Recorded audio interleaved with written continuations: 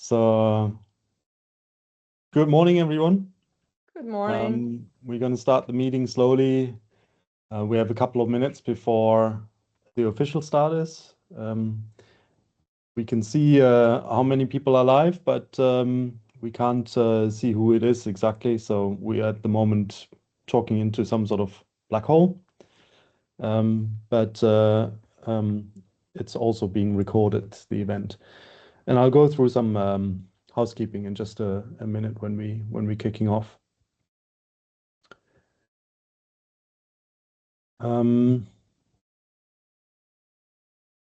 We've been told that there are several sort of features for you as well, like there's a chat feature that you can use. This is this one. So I think that's sort of for general purpose. Oh, that's the wrong one. This one is the right one. So this one is the right one for a chat feature. And there's another button for you to also use, which is the Q&A feature, where you can create posts and we will then answer your questions as we go along. And then we will also answer any unanswered questions that we don't have time for in this hour offline, and they will be transferred to you, including the slides as well as the presentation by the Alexandra Institute to you directly. So, hi, Philip. Good to have you all also there. So let's wait a minute and then we can go through some quick housekeeping and introductions and get it all running.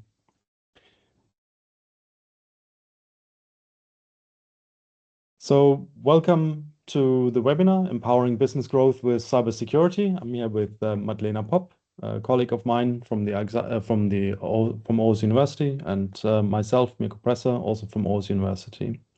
Madlena, do you just want to say hello and introduce yourself? Yes. Hi. So as said, I'm Madalena. I'm an assistant professor at Aarhus University. And basically, I do teaching and research within basically business and strategy development in settings that are dealing with very big problems in terms of grand challenges and so on with the use of technology. Thank you, Madlena. Originally, I'm from Romania, just for the sake of it. That's why this is in English. So I'm sorry for the ones who are pissed off about that. Thanks, Madlena. So I'm Mirko, as I said, I'm sort of complementing, hopefully, Madlena on this. I have more of a technical background, and we've been working quite a few projects together, trying to bridge social science, business development, and organization, actually, with various sort of elements of technology, and in particular IoT and cybersecurity, as well as open source projects. So a little bit of housekeeping. Questions, like I said, to those that came a little bit early, please write them into the question tab. There's also a chat function, but if you do it in the Q&A, then we can collect them and answer them as we go along, or you will get answers offline with the slides and the recording after the session, like in point 3 is mentioned. So a little bit of context. What is CyPro? So CyPro is a Industriensfonten sponsored project with the Alexandra Institute as the lead, and we have several other partners, Force Technology, DMRC, Google Insights, and also Aarhus University, and specifically the Department of Business Development and Technology under the Business and School of Business and Social Sciences. And the project is mostly sort of focused on this production in Denmark, on IoT security for IoT products, IoT used in production processes, and so on. And we have a lot of different activities. This one is the webinar activities and specifically for consultants. But we also have 1-day or 5-day company courses. We have a lot of online resources that I'll point to at the very end. And we also do one-to-one sparring. And we have a maturity model as well as also building up a network that you can join And we also have a specific network for consultants. We offer in total 4 different dimensions. So we offer a technology, an organization, and a quality dimension. And for today, we are looking at the business dimension specifically, and there are also similar webinars for all the other 3 areas in this topic. So for today, we have an agenda that is a masterclass about how to help your customers leverage cybersecurity strategically. So not just seeing it as an IT problem, something as an afterthought for your products to secure them, but also work strategically with your customers on this in terms of creating value, creating trust between your partners, and so on. We'll get into that in more depth. And this will hopefully also leverage competitive advantages.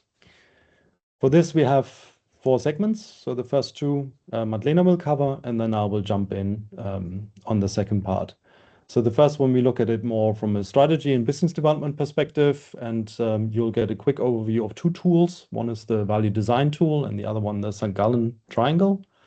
And then the second part is more specifically on IoT, cybersecurity, and business development. A few sort of models and ideas from those. And then on a specific case, we're looking at the IoT business model innovation tool with a specific focus on cybersecurity as well. So I think at that point, I think I would like to hand over to Madlena. Yep. So I will move the slides along when you tell me to. Yeah, I'll do that. Okay, so let's get into it. So what we talk about, well, strategy and business development, whether it relates to cybersecurity. So what is anything to do with strategy and business development? Usually a lot of people don't associate strategy with cybersecurity, but my point in this section is actually trying to show you that it has a lot to do with that. So next slide. So just, I don't know how many of you know, but there's been this cyber barometer that has been started by Industrians Fund, so the Industry Foundation, that was launched in 2022 and has been running for 3 years, especially trying to look at how Danish organizations are implementing cybersecurity. Looking at their actual practices of implementation and what types of results they actually got out of it. Next slide. Yes.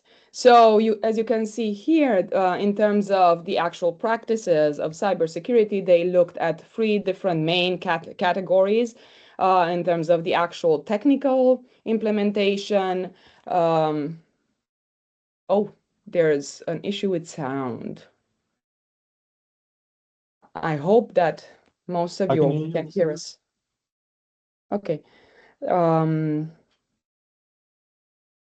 So technical implementation aspects, actually anchoring and steering, that had to do a lot with the governance boards and the management board, and then routines and trainings that had to do a lot with, of course, training and learning around this. And next slide. When it came to advantages, they looked at efficiency advantages, trust advantages, especially in terms of stakeholders such as the boards, but also customers and suppliers. And then finally, the bottom line, the actual money coming out of that. And what they found out is that the organizations that were implementing most numbers of practices within cybersecurity actually managed to get quite a lot of competitive advantage out of this. So actual bottom line style of advantages. So as you can see here, 89% of the companies that were implementing 11 to 15 practices got actual bottom line style competitive advantage out of this. Next slide. And additionally, what they also found out that is that as long as you do something about it, as you can see here, everything is green, you get something out of it. So there's no red in it, there's no orange in it. So as long as some level of technical measures or anchoring or routines are actually implemented in the organizations, there is some gains, especially in terms of trust. So the network and stakeholders around the organization actually reacts very positively in seeing these practices being implemented. Next slide. However, even though we see this big change in organizations trying to implement cybersecurity, it also is done in quite different ways and sometimes not very IT or strategically driven, with cybersecurity sometimes being the responsibility of just students or recent ITCO graduates, so communication graduates, and even relying on things like floppy disks to store the main data in the organizations and paper and based, believing that this is the most secure way of actually dealing with this problem. Next slide. Okay, so but now we know how the Danish world looks, but what does actual research say about this? Well, this is from a literature review that has been done on all of the literature on cybersecurity that has come up until this year, actually. And what they've seen is that they've tried to create a process model trying to analyze, okay, what are the determinants of cybersecurity risk and what are the consequences. And we can see here that actually cybersecurity has something to do with IT. So there are IT practices on both sides, but it also has to do with a lot of other things. So on the one hand, a big determinant if you're going to get cybersecurity risk is your management structure and your management board, with, for example, quite a lot of research showing that organizations that have top managers, so CEOs, CIOs, and CISOs, so Chief Information Security Officers, with larger IT experience and even cybersecurity experience, actually experiencing less cybersecurity breaches than the rest. And this happens also at the board level. Next slide. Additionally, there's characteristics of the organizations that influence if they're going to be impacted by risk, by cybersecurity or not. And especially here, I would like to highlight the fact that not only the size of the organization and the industry matters, but also the type of strategic expansion that the organization follows. So, for example, organizations that follow a very rapid style of expansion through M&A, so mergers and acquisitions, are much more prone to this style of cybersecurity risk than organizations that follow expansion through, for example, diversification. Next slide. At the same time, additional institutional factors matter, of course, regulatory aspects, but also the economic conditions of the country, and of course, things like how the reputation of the industry is, and even previous attacks on the industries are going to make the organization more prone. So, for example, if a competitor is being attacked, you are also going to have more risk of being attacked. Next slide. Okay, so now we looked at determinants. Now let's see what we experience in terms of consequences. So of course there's stuff in the IT practices, such as breach security and so on.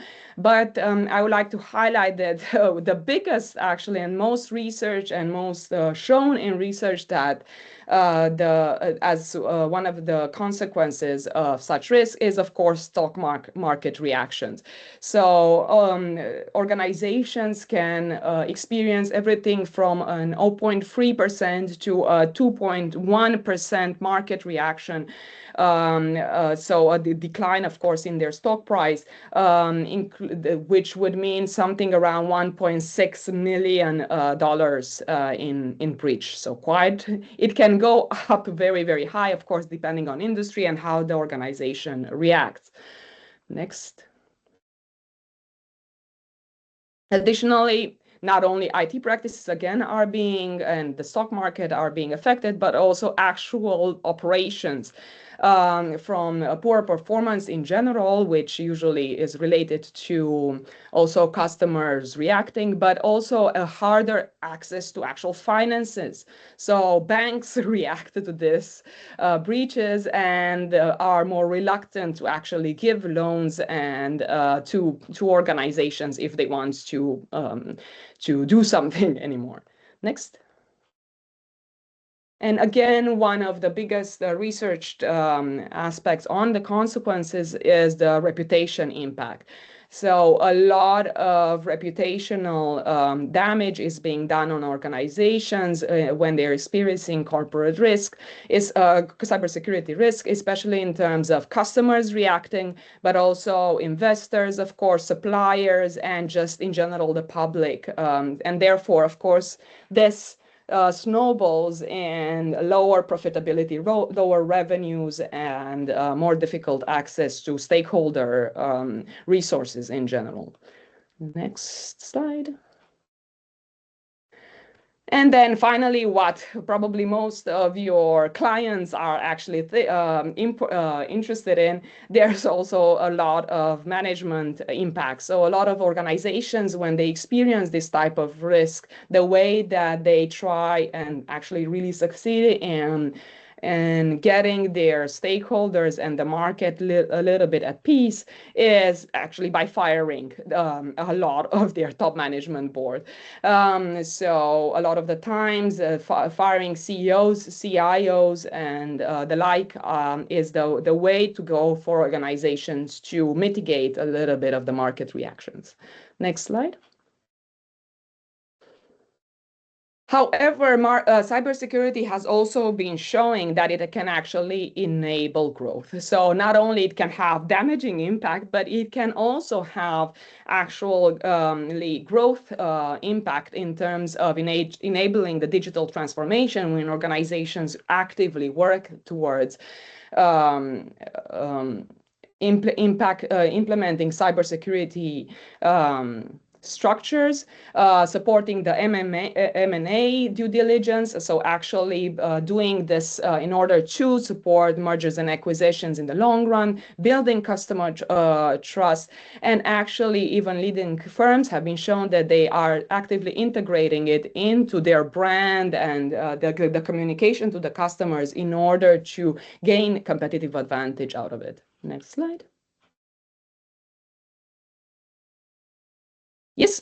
So cybersecurity is not just about IT spending. It is IT spending in itself doesn't really make for better security. Cybersecurity means that you not only have to spend on IT, but you also have to create the actual structural and strategic changes, not only inside of your organization, but also around your environment. So with your customers, with your suppliers, in order to achieve a proper cybersecurity. It is not only a technical problem, it is also a strategic problem because of that. And it's not only large firms that get hit, but also smaller firms quite easily. So cybersecurity is about strategy and strategic alignment inside and across the organization, and across the environment of the organization. So what also research has shown is that security investment actually give organizations abnormal returns in terms of compared to their competitors. But not only that, but the ones who actually actively use commercial exploitation from the security investment get even higher abnormal returns than that. So actually engaging with it in terms of creating competitive advantage is the way to go. And I think this can actually help a lot of organizations. Next. So a strategic view of cybersecurity means that it's not only about protecting the value that you have inside the organization, but developing the value throughout the structures and the practices in the organization. Is not only about risk management, but it's about creating a dynamic capability of risk, of managing risk, managing cybersecurity, and connecting that with the overall market practices. Additionally, it's not about reputation management, but it's about building a trust infrastructure in the organizational ecosystem around these practices.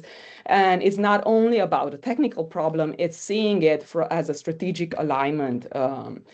And lastly, it's not only a cost, it can be a market differentiator for organizations. Next slide. Therefore, the organizations that want to engage in this style of cybersecurity that is for strategic alignment is they need to work on aligning, of course, the cybersecurity strategy with the rest of the strategy of the organization. They need to, of course, identify the risk and quantify it, but they also need to develop capabilities that are dynamic in order to continuously be able to do this and adapt to the market realities. Additionally, there's also about setting the right governance structures in terms of the top management team and also the board, but also working with the organizational culture to create a culture of security and risk management. Next slide. Okay, so what are some tools that we can use to actually do this? We're going to look at two of them, is the value design and the San-Gallen triangle. Next slide. So when we are trying to identify what type of, how to implement the strategy of cybersecurity at a whole organizational level, we usually think of just the tactical aspects of the IT practices. But as we discussed previously, it's much more than that.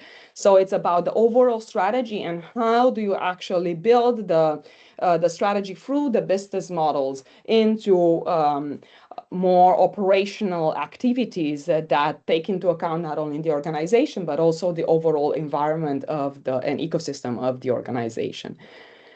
Next slide.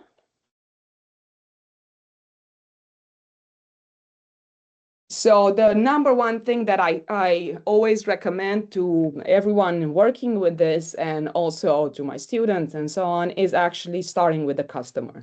So even though we've talked about cybersecurity and one thinks of cybersecurity in terms of the internal operations, ideally actually starting with the customers in order to find out what the competitive advantage can be for the organization is ideal. So we have this value design tool that is about identifying, okay, what type of customer value proposition can we develop that is based on cybersecurity or has cybersecurity element but takes the customer into account, with the customer looking at the customer's tasks, the customer's problems and opportunities, and building based on this the solution that can eliminate the problems and seize the opportunities for the customer. And this can be done by engaging in in-depth interviews and observation with the customers, and really engaging in a discussion in trying to identify what are some of the perspectives and challenges that the customers is facing, and what are the tasks that he's trying to achieve, and in that form creating a solution that creates the platform for solving these problems. Next slide. Additionally, so after you created you filled in the value proposition, the next step is actually looking at the business model, of course. And one of the tools that we have in here for looking at the business model, I think a lot of you have seen the Osterwald business model. However, the St. triangle can also be a very, very good tool, especially in engaging with customers as a consultant, because you can rapidly iterate together with your customer if you're working as a consultant in trying to identify the best way of structuring the business model. And in these terms, I think it's next slide. Yes. In these terms, the first thing to do is, of course, starting with the value proposition that you've just identifying a specific customer segment that you are trying to create value for, and then building the value chain and the revenue model based on this. And next slide. Oh, yeah. Go next slide again. And a really good reason to use this model is that the St. Gallen perspective is that you don't have to reinvent the wheel. There are specific patterns that one can use and import from other industries that can be a very good way of inspiration, of gaining inspiration of how to revolutionize the business model, your business model. So, for example, we know that initially Gillette, right, had this very interesting business model of that they charge very, very much for the blades and very, very little for the actual shaver. And this was imported, for example, by Nestlé when they built their coffee machine, where the pods, right, costs a fortune. It's like, I think it's around 800% of normal coffee or cheap coffee. And then you get basically the coffee machine almost for free. So a lot of the times innovation can be driven by just looking at other industries and the different patterns that they use, and then revolutionizing your own industry and your own business model based on that. And I think that's it from me, and I'm going to be looking at the questions, and if there's anything, I'm more than happy to answer. Thank you, Madlena. So just doing a sound check now. So is it all working fine with everyone? If you have a sound problem, let me know. But I don't know if we can do a lot on our end now right now. I hope that the recording will be perfect and you will also receive that later. So continuing, thank you, Madlena. So this was, pointing a lot at cybersecurity in relationship to strategy, and looking, more broadly onto how this plays out in a more generic way. So I'm trying to pull it back into IoT specifically. So I'm looking at a few models now that are talking more specifically about IoT, and also some experiences from Bosch that have been working with this for quite some time. There's also a free book that you can download from that, which I will refer to in just the next slide. So, like Madlena said, when we talk about cybersecurity, we often talk about it sitting within the technical execution, the IT problem. And this is also the same in the model that you can see here. So security sits within that technical execution. And it kind of also makes sense, in particular from an engineer. You say, of course, these are technologies that we need to work with. But as we heard with from Madlena, there are many other aspects that we need to take into consideration, because if we just treat it as a technology control layer, encryption protocols, device security, that's handled by IT and engineers, then we see it as a cost, as a compliance requirement, or the final step of securing a product. But we don't actually see it as value creating. And from the cyber barometer, as well as the research that Madlena was showing, it's actually fairly clear that there's a lot of opportunity in there, not just to avoid embarrassment and attacks, but also to gain trust and value, maybe even something on the bottom line if you do it right in the long run. So this graphic is a nice summary that actually demonstrates this misconception probably still in the industry. So of course, they talk a lot about business models well, and how to work in a business strategy concept that I'll come later on to discuss a little as well. But you can have a look at this AIoT playbook from Bosch. It's one of the authors is Dirk Slama, who started Bosch Software Innovation, and also had other colleagues that I'll refer to in a minute. And it's a free download on Springer website. You can find that easily and get the PDF. So, and it's when Bosch Software Innovation started and tried to look into IoT not as a technology anymore, but something that's value creating. I talked a lot to this guy called Stefan Färber. He was also one of the founders of Bosch Software Innovation at the time. And we together created this comic book about use cases of IoT. And this was, cybersecurity wasn't a big topic at that point in time. Of course, it was important to secure your systems, but it was seen as a technology thing. But he was always preaching in, the services beyond the technology. So the IoT wasn't interesting, but the service that the IoT enabled was the interesting part. And the services then on top of it, you needed to have, certain elements that made them attractive, creating these what would be called viable business models or services that would make the differentiator. And one of the viable business models would be, or viability that created the business model would be to have that trust element in it. So when we're talking about IoT, it often has to do with, data collection, the sensor, the device, and the connectivity. And those would enable the services like predictive maintenance, fleet optimization, or usage-based pricing, remote monitoring, and so on. And it's, of course, it's the hardware that does the work to collect the data, and then some software that converts that into actionable information or knowledge. But it's the value that this knowledge and this actionable side that creates the business value that you want to work with. And the biggest problem is that none of these services work without trust in the data. So if you don't trust the data, you can manipulate maybe the data, or it's perceived that it's manipulated, leaked, or it becomes unreliable, then all your services break down. So yes, you have to secure it on the IT level, but you also have to have the business perception and understanding and trust that you can rely on the data that you're actually collecting using IoT systems.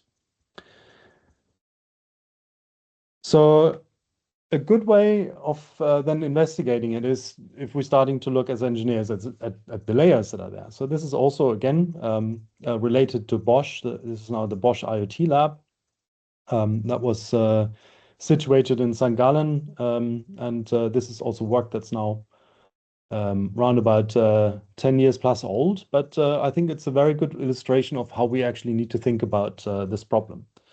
So you have a physical world that we know and exists. So an easy way of thinking about this is maybe a passive infrared sensor that is located on a switch that operates a light bulb. So this is this part here at the bottom.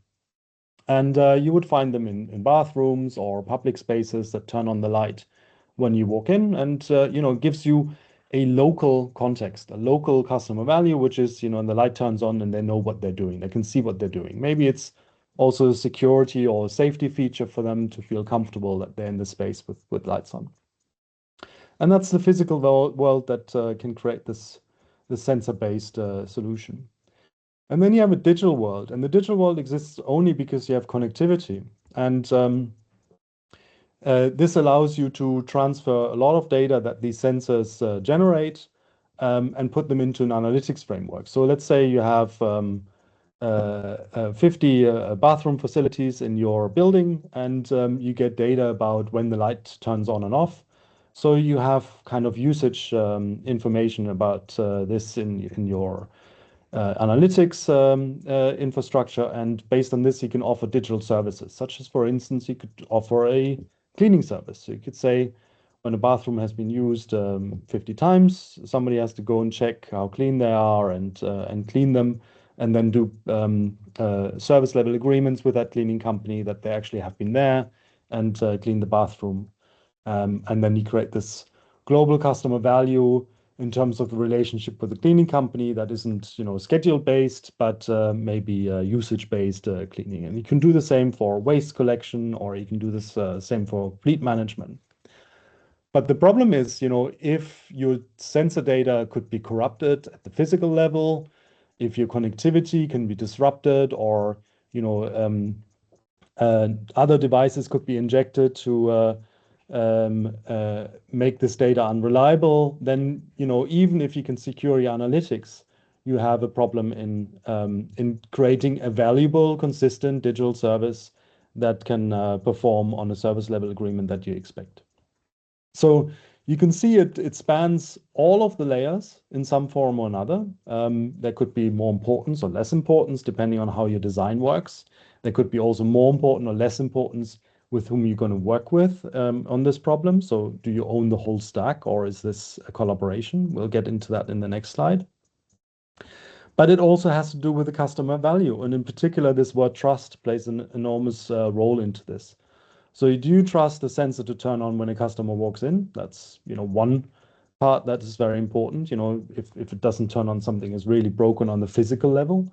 But also, do you trust the data that is transferred to create the server level agreement contracts that you are making with maybe this cleaning company or somebody else?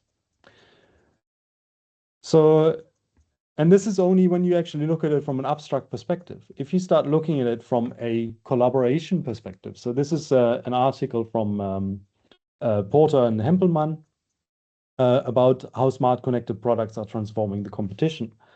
And it illustrates really well this complexity when you are working with technologies such as IoT, and then where does the responsibility sit, for instance, for securing this?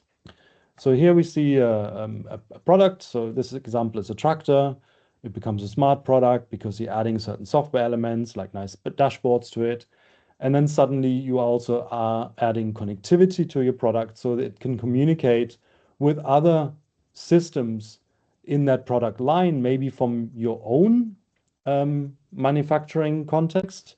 So you might have a combine harvester as well as a tractor, or a tiller that you can attach to the tractor. Or it could start to be competitors in this market that you have to collaborate with. And then it becomes very difficult to look at, who's responsible for which part in terms of the cybersecurity. Can you actually, through the interfaces that you create between the different systems, enter your own system and be exposed to it? And if you treat this purely as an IT or technology problem, you very quickly get into issues that are very hard to solve when there are actually breaches. Who still has the responsibility? So you need to address this from a layer above this. So first of all, you need to understand, as the product owner, this tractor developer, how you want to enter into the system. So there's a lot of push, as we'll see in the last part of this image at the moment. There's a lot of push on the boundaries that you have created as an organization. So yeah, at the moment you're selling tractors, but soon you might be selling services around the tractor as well that might rely on other systems being present, or maybe even more complex systems that might be actually very far away from the tractor originally, like farm management systems or seed optimization systems or weather data systems that you as a company has never touched before. And then it becomes very important to have this overview. How are you treating and how are you working strategically with your partners when it comes to technology development, business development, and also very much how this looks like in terms of trust with your product development. So these smart products just don't connect devices. They connect organizations, and with that also the risks that they carry. And in this IoT sort of ecosystem that you see in this last part of the slide, cybersecurity is what holds the entire system together. You couldn't work and get data to have an influence on your product like your tractor if you couldn't trust that data. So it's a combined or joint initiative that you can't self-contain within your IT system, but that has to move outside into this as well in terms of relationships. And the more connected the product is, the more distributed is its responsibility. And the greater need is actually for this strategic development on the trust side. So that's a little bit more going into the specifics of IoT and cybersecurity. Again, we'll follow up with some tools that you can actually use to work together with your customers. And specifically, I would like to use this tool that we refer to as the IoT Business Model Innovation Tool.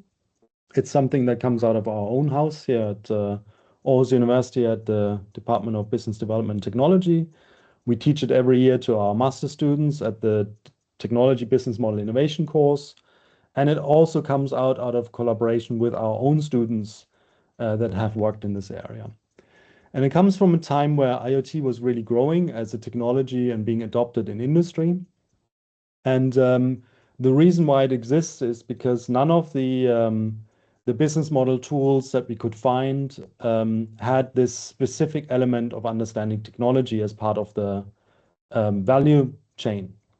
So if you look at Osterwalder, or if you look at the St. Gallen triangle that Madlena was showing earlier on, they're very technology agnostic. They might have something around key activities that say that you need to have an engineer to build something, or you have a key partner that delivers you a piece of technology, but it doesn't play specifically onto the technology value chain in that tool. And this is why we came up with trying to have a specific IoT business model innovation tool present.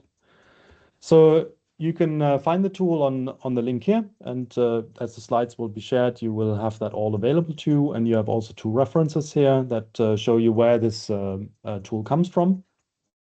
But it's specifically sort of an outside-in perspective on developing new solutions and services focusing on customer needs. So it's very much something that can be used for mapping out an existing product that you have in your organization and trying to understand how you maybe want to change it.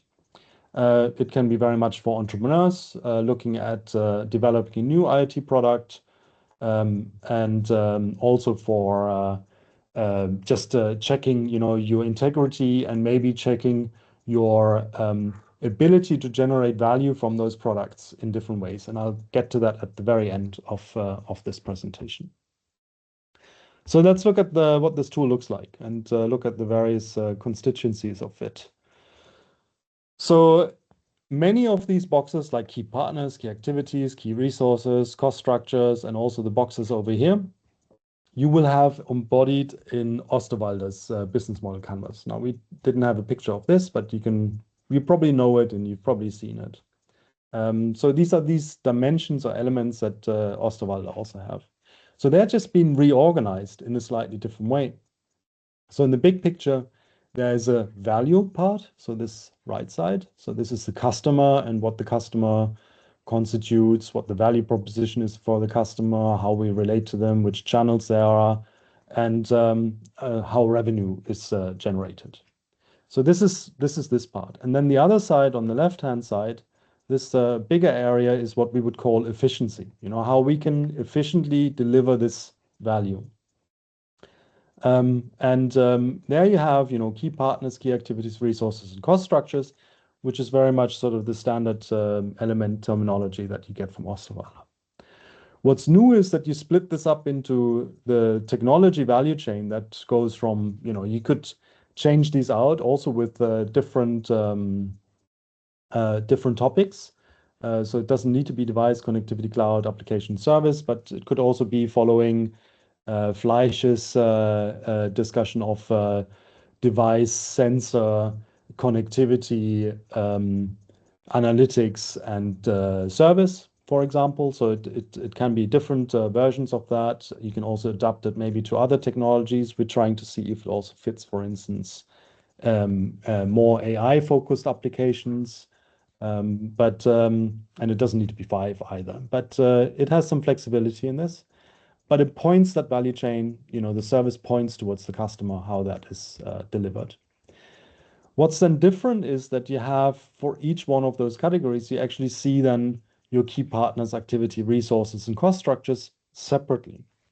And then an easy way is also to take into consideration this cybersecurity side of it, also along, your technology stack, and then embedding it also on the questions that you ask yourself on the customer side.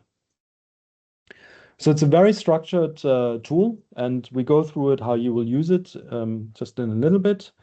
So you can easily pick it up. Also, the instructions that I'll more or less go through now are embedded in the description of the tool on the website. So the link that you've seen in the previous slide. So you can easily plan your workshop with your customers using this tool. So a little bit of practical information, how you would work with this. So typically we recommend that you set aside around about 2 hours to work with one sort of product that the customer has in terms of the IoT system. And this is for mapping out the business model elements.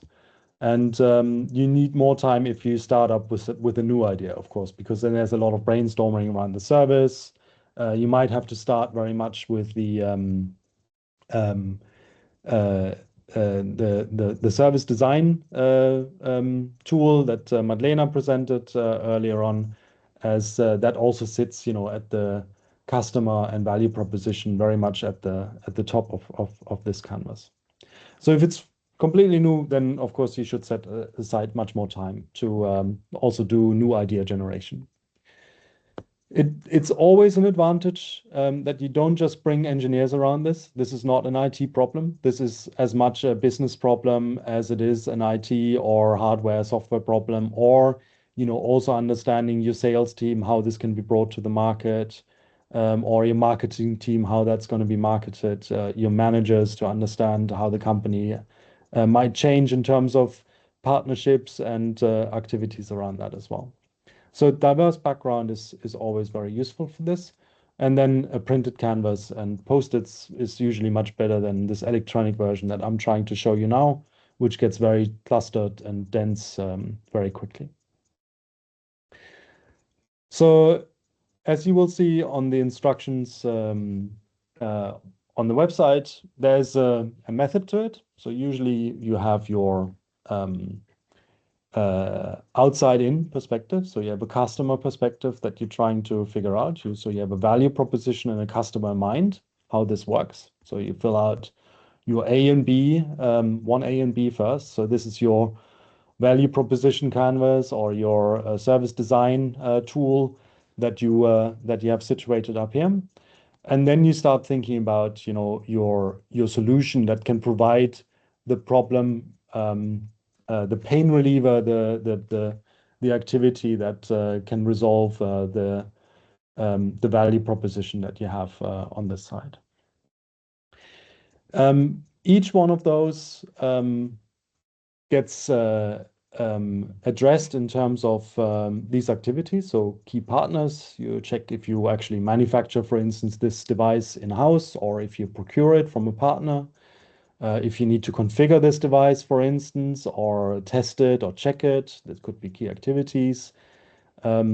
This would require key resources like a testing rig or a certain protocol that you need to follow, and also has costs associated to it. And you can do this for each one of the layers that you identify, each one of the activities that you identify, and there would be then more specific questions that you can ask for each one of those. And it's then easy to also add that you take into consideration these cybersecurity aspects that are relevant for each one of the layers, breaking it up into more specific topics that you can address. And you can do this upfront, or at a later stage you can follow through with an understanding how you interact with your customers, what the channels are, and of course understanding the revenue streams. And there's one more very important aspect to this model that I'll do just before we finish, how you can also use this to start understanding where your actual value lies. So Madlena has already mentioned this razor and blade model. There you can also understand, what you actually do as a business. Do you sell devices, or do you sell, a service to a customer that's subscription based? So is it one-off sale of a device? Is it subscription based? Is it that the subscription is expensive, but the device is very cheap? Then it would follow, for instance, this razor and blade model very well. But we'll get to that in just a minute. So again, from the website, we have several cases on this dbd.au.dk website, which also hosts the tools and the courses for CyPro. We have a case called Track Unit. So Track Unit provides IoT devices that are connected to larger machines, like you can see in this image here. And they are secure encrypted devices communicating already over secured connectivity platforms like 4G, 5G, and then entering into a cloud platform called IRSX, where data is processed and then made actionable for instance, fleet management applications. And it's underpinning the zero trust cybersecurity framework, and it protects, customer data, builds trust as a strategic competitive advantage.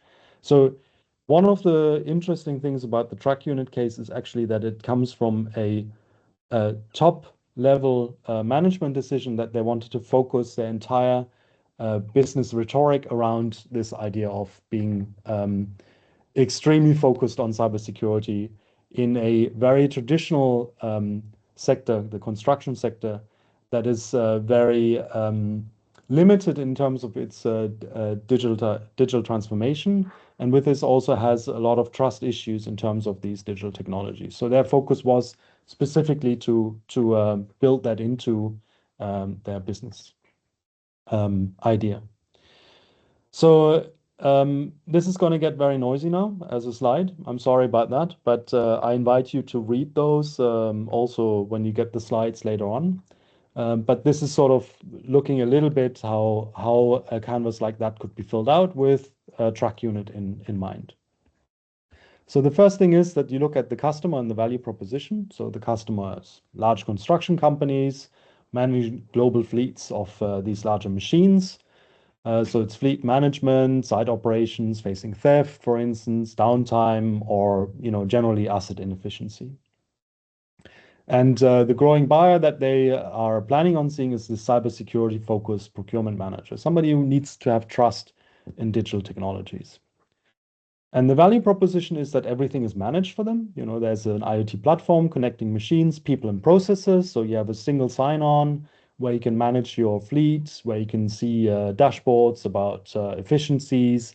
You have actionable data, predictive maintenance, for instance, and safety of your assets, and so on. So you have then also customer relations, channels, and revenue linked to this with cybersecurity embedded as elements of this as well. So I'm not going to go into more detail there.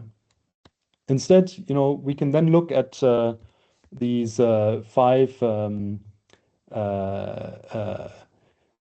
elements in the value chain, in the technology value chain, where you can then also look at these various elements like the key partners, key activities, and so on. So on the device, for instance, key partners, hardware manufacturers. So TrackUnit doesn't manufacture their own devices. They then have cybersecurity testing vendors and canvas providers, for example. So they completely outsource that part, but they make sure that they have a testing site in it that allows for that. And then you have sort of activities, resources, and so on that follow through with it. Similarly, for connectivity, it's again the telecom provider, Bluetooth bodies, global networks that, by standard basis, provide this secure data transmission, for example.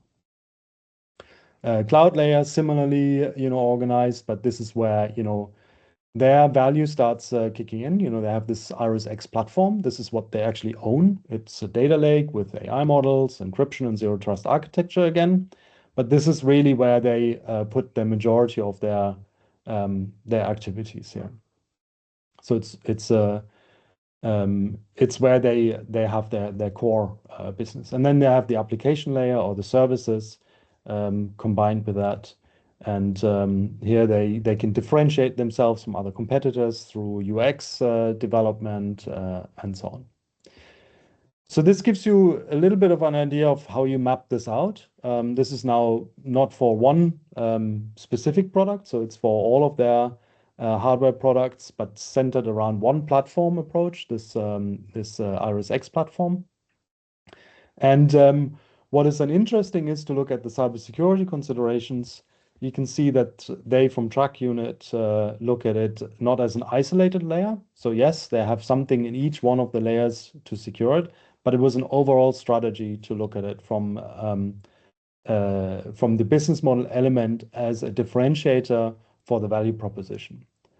So it justifies going into a new market that is maybe very resistant to digitalization, and that sort of defines the new key activities and makes the choices for the partners very clear in terms of strategic alignment.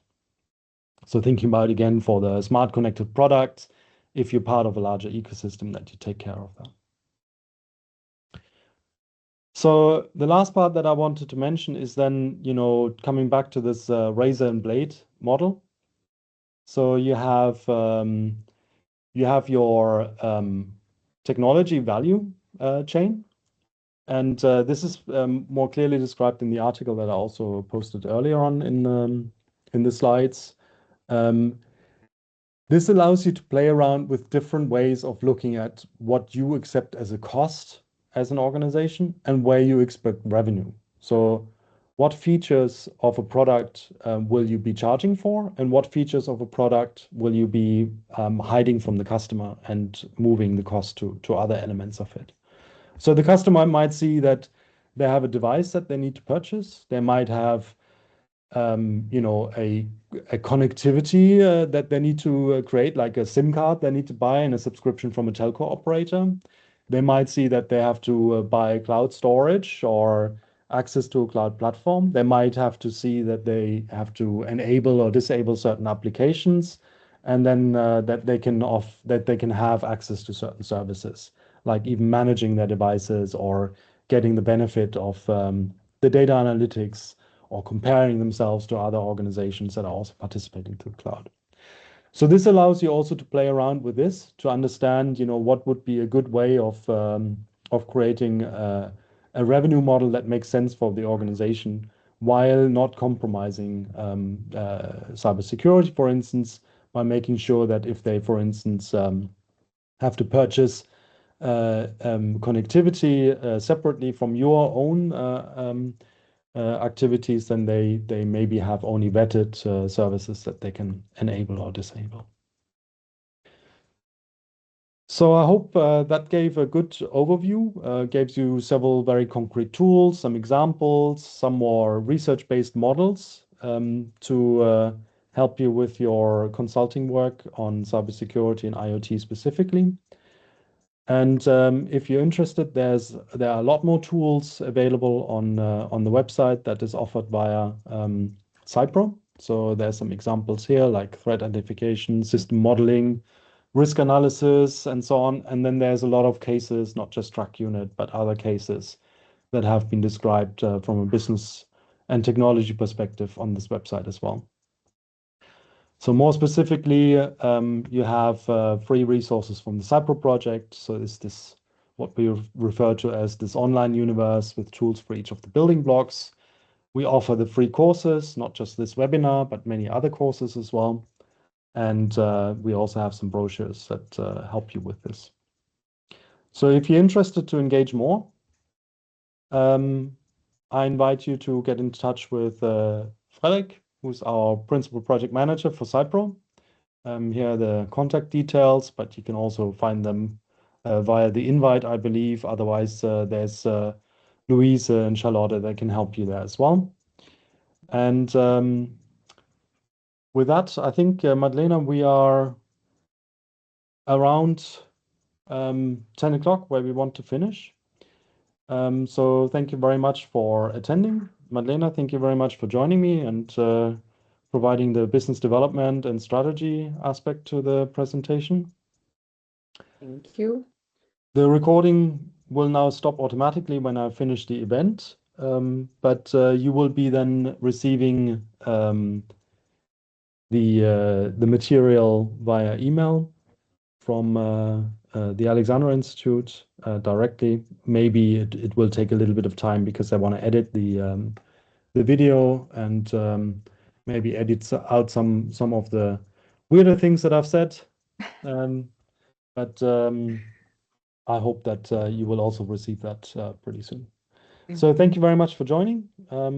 Madlena, do you have any final words? No, only if there's questions that came up. There's nothing in the chat or in the Q&A, but final questions is now. But otherwise, yeah, thank you so much.